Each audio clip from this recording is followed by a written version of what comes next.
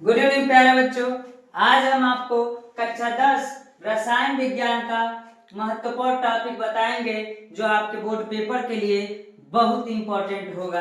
यानी इसमें से एक क्वेश्चन जरूर पूछता है और उम्मीद करते हैं कि आपको जितना क्वेश्चन हम दे रहे हैं यानी जितना हम वीडियो भेज रहे हैं उसको आप अच्छे से तैयारी कर रहे होंगे। और आपको भी पता है कि पेपर नजदीक आ गया, कुछ ही दिन पेपर में बचे हुए हैं, इसलिए आप पढ़ाई करते रहिए और तैयारी करते रहिए। इसका पहला टॉपिक ये कह रहा है योगात्मक अथवा संयोजन अभिक्रिया किसे कहते हैं। तो मैं आपको बता दूं प्यारे बच्चों, तो जरूरी नहीं है कि योगात्मक कहेगा, हो सकता है संयोजन अभिक्रिया भी कह सकता है। इसलिए प्यारे बच्चों ये आपको योगात्मक अथवा संयोजन दोनों लिखवाया है। तो योगात्मक का मतलब जरा ध्यान से सुनिएगा।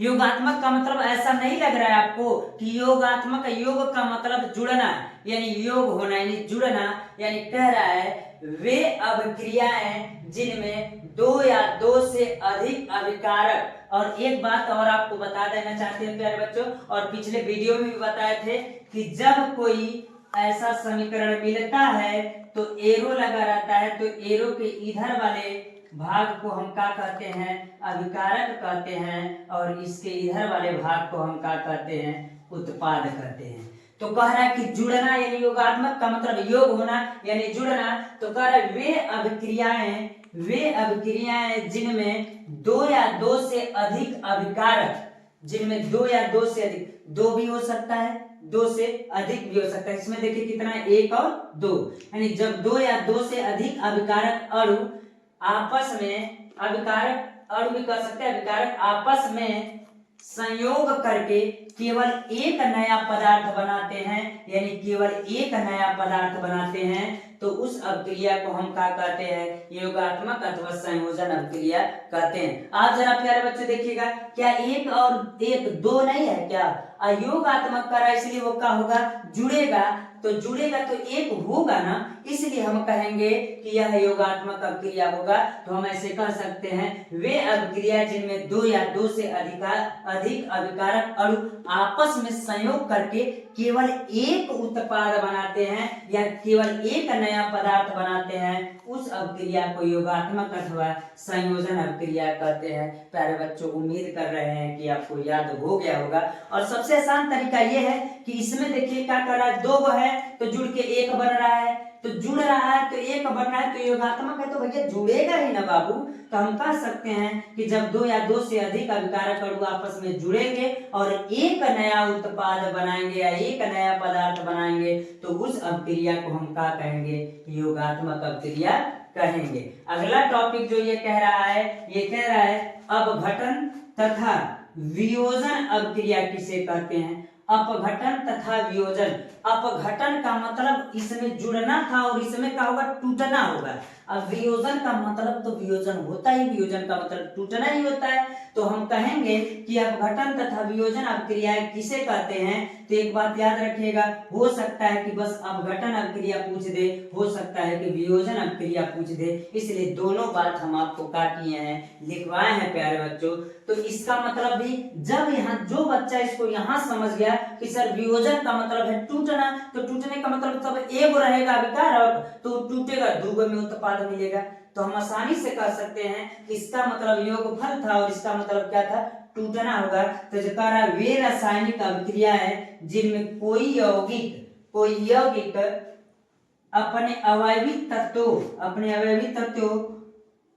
तत्वों या छोटे छोटे सरल यौगिकों में टूट जाता है, तो अपघटन या वियोजन अभिक्रिया कहलाती है। तो देखिए हमने कहा कि वियोजन, तो ये रहेगा कितने में, एक रहेगा, कितना रहेगा, एक रहेगा, और दो में टूटा कि नहीं, दो या दो से अधिक भागों में क्या हो जाएगा, टूट जाएगा। तो उस रासायनिक अभिक्रिया यानी उस अभिक्रिया को हम क्या कहते हैं, तो उस अभिक्रिया को अपघटन तथा वियोजन अभिक्रिया कहते हैं। जैसे कि कह रहा है CaCO3 यानी कैल्शियम कार्बोनेट को जब क्या करते हैं, अभिक्रिया कराते हैं, तो कैल्शियम ऑक्साइड में और प्लस कार्बन डाइऑक्साइड में टूट जाता है। तो इस अभिक्रिया को हम क्या कहते हैं, वियोजन अभिक्रिया कहते हैं। यानी उम्मीद कर रहे हैं प्यारे बच्चों ये वाला टॉपिक समझ में आ गया होगा और इसको अच्छे से तैयार कर लीजिएगा। देखिए जरा कॉमन चीजें इसमें दो है, जुड़ रहा है, इसमें एक है, टूट रहा है, दो से दो अधिक में बन रहा है, तो हम कहेंगे इसको योगात्मक और इसको क्या कहेंगे वियोजन। और तीसरा टॉपिक है कि आगे जो होगा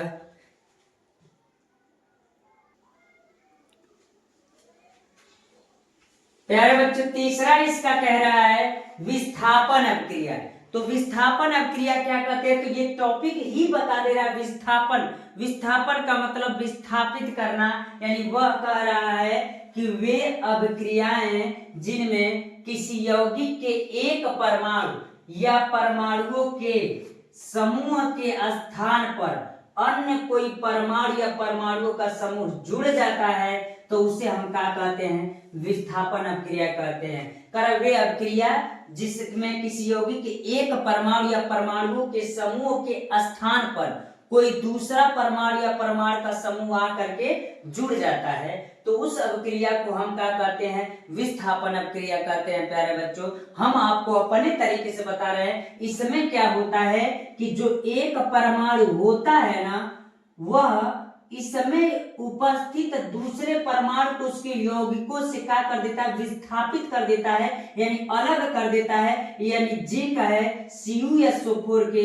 SO4 को लेकर के ZnSO4 बनाता है और इसको अकेला कर देता है, यानी विस्थापित कर देता है, तो उसको हम क्या कहते हैं विस्थापन अपक्रिया कहते हैं। ये टॉपिक ज्यादा तब समझ में आएगा जब हम इसको बताएंगे, तो दोनों बातें समझ में आ जाएगी।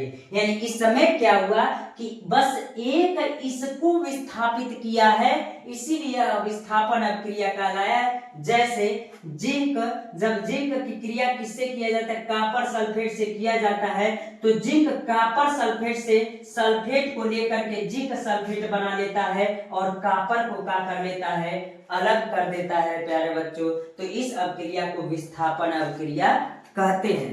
दूसरा यानी अगला टॉपिक यानी चौथा टॉपिक ये कह रहा है कि द्विविस्थापन अपक्रिया क्या होता है। तो द्विविस्थापन का मतलब दो विस्थापन, यानी दोनों विस्थापित करेंगे एक दूसरे को, तो उसको क्या कहेंगे द्विविस्थापन कहेंगे। तो क्या रहा है प्यारे बच्चों, वे रासायनिक अपक्रिया जिनमें यौगिकों के दो आयनों अथवा अवयवों का परस्पर विनिमय हो जाता है। परस्पर क्या हो जाता है विनिमय हो जाता है, लेन देन हो जाता है तथा नए यौगिक बनाते हैं, तो उसको हम क्या कहते हैं द्विविस्थापन अपक्रिया कहते हैं। तो प्यारे बच्चों, हम आपको बता दें इसमें क्या होता है कि वे रासायनिक अपक्रिया जिनमें केवल यौगिकों के दो आयनों में अथवा अवयवों में का परस्पर विनिमय हो जाता है। इसका मतलब यह है कि जो AgNO3 है, जो AgNO3 है, AgNO3 और NaCl का जब क्रिया कराया जाता है, तो इसका जो Ag रहता है ना,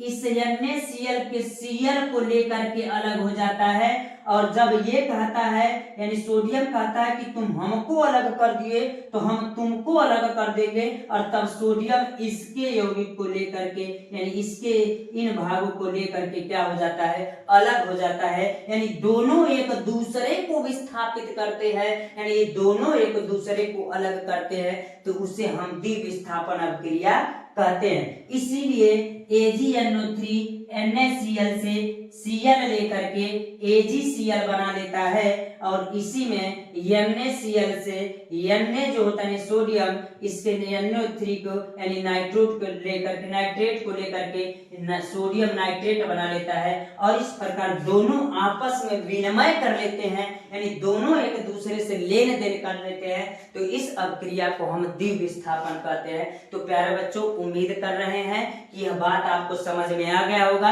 यानी यह चारों टॉपिक आपको समझ में आ गया होगा, और इसमें कंफर्म है कि एक टॉपिक जरूर पूछेगा। और मैं आपको बता दूं कि विस्थापन भी पूछ सकता है, द्विविस्थापन भी पूछ सकता है। और एक बात और बता दूं, इसमें होता क्या है कि अब अंतर देख लीजिए, फिर से मैं बता दूं, इसमें एक बस इसको अलग कर रहा है, इसमें दोनों एक दूसरे को अलग कर रहे हैं, विस्थापित कर रहे हैं, अलग दोनों को विस्थापित कर रहा है, अदला बदली कर रहे हैं, लेकिन इसमें क्या बस अकेले विस्थापित कर रहा है। तो उस अपक्रिया को हम क्या कहते हैं द्विविस्थापन अपक्रिया कहते हैं, और इसको क्या कहते हैं विस्थापन अपक्रिया कहते हैं। प्यारे बच्चों, उम्मीद कर रहे हैं इतनी बातें समझ में आ रही है। आज के लिए इतना रहने देते हैं। धन्यवाद प्यारे बच्चों।